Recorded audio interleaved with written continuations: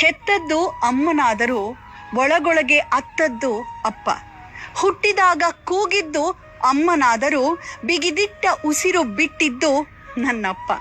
ಹೊಟ್ಟೆ ತುಂಬಿಸಿದ್ದು ಅಮ್ಮನಾದರೂ ಹೊಟ್ಟೆ ಕಟ್ಟಿ ದುಡಿದು ಸಾಕಿದ್ದು ಅಪ್ಪ. ಕೇಳಿದ್ದು ಕೊಟ್ಟಿದ್ದು ಅಮ್ಮನಾದರೂ ಅದರ ಹಿಂದಿರುವ ಕಾಣದ ಕೈಗಳು ಅಪ್ಪ. ವಿದ್ಯೆ ತಲೆಗೆ ಹತ್ತಿಸಿದ್ದು ಅಮ್ಮನೇ ಆದರೂ ಪ್ರತಿದಿನವೂ ದಾರಿ ದೀಪವಾಗಿದ್ದುದು ಅಪ್ಪ. ಹರಸಿ ಹಾರೈಸಿ ಮುತ್ತಿಡ್ತಿದ್ದಿದ್ದು ಅಮ್ಮನಾದರೂ ಪ್ರೀತಿ ವ್ಯಕ್ತಪಡಿಸದೆ ಮೂಕನಾಗಿ ಮೂಲೆಯಲ್ಲಿ ನಿಂತಿದ್ದು ಅಪ್ಪ. ಎಲ್ಲಕ್ಕಿಂತ ಮಿಗಿಲು ಅಮ್ಮನಾದರೂ ಮಿಗಿಲೆನ್ನುವ ಪದವೇ ಸಾಲುತ್ತಿಲ್ಲ ನಿನಗೆ ಅಪ್ಪ. ನಾ ಕಂಡ ದೇವರು ಅಮ್ಮನಾದರೂ ಆ ದೇವರಿಗೆ ದೇವರಾಗಿದ್ದವನು ನನ್ನಪ್ಪ.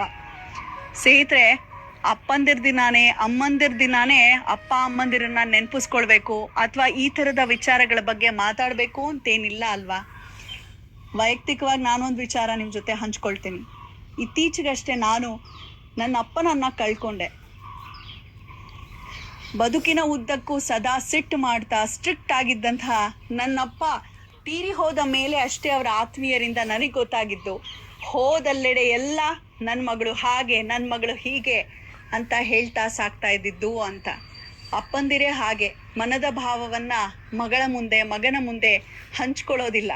ಅಪ್ಪ ಇದ್ದಾಗಿದ್ದಕ್ಕಿಂತ ಅವರು ದೈಹಿಕವಾಗಿ ನನ್ನನ್ನು ಅಗಲದ ಮೇಲೆ ಪ್ರತಿ ಕ್ಷಣ ಪ್ರತಿದಿನ ನನ್ನನ್ನು ತುಂಬ ಆವರಿಸ್ಕೊಂಡಿದ್ದಾರೆ. ತುಂಬ ಕಷ್ಟ ಆಗ್ತಾ ಇದೆ, ಮರೀಲಿಕ್ಕೆ ಆಗ್ತಾ ಇಲ್ಲ. ನನ್ನಂತೆ ನೀವು ತಪ್ಪು ಮಾಡಬೇಡಿ. ಇದ್ದಂತಹ ಸಮಯದಲ್ಲಿ ಹೆಚ್ಚು ಸಮಯ ಅಪ್ಪನಿಗೆ ಕೊಡಿ. ವ್ಯಕ್ತಿ ಕಳ್ಕೊಂಡ್ಮೇಲೆ ಗೊತ್ತಾಗೋದು ಬೆಲೆ, ಇದ್ದಾಗಲೇ ಗೊತ್ತಾದರೆ ಇನ್ನೂ ತುಂಬ ಚೆನ್ನಾಗಿರುತ್ತೆ.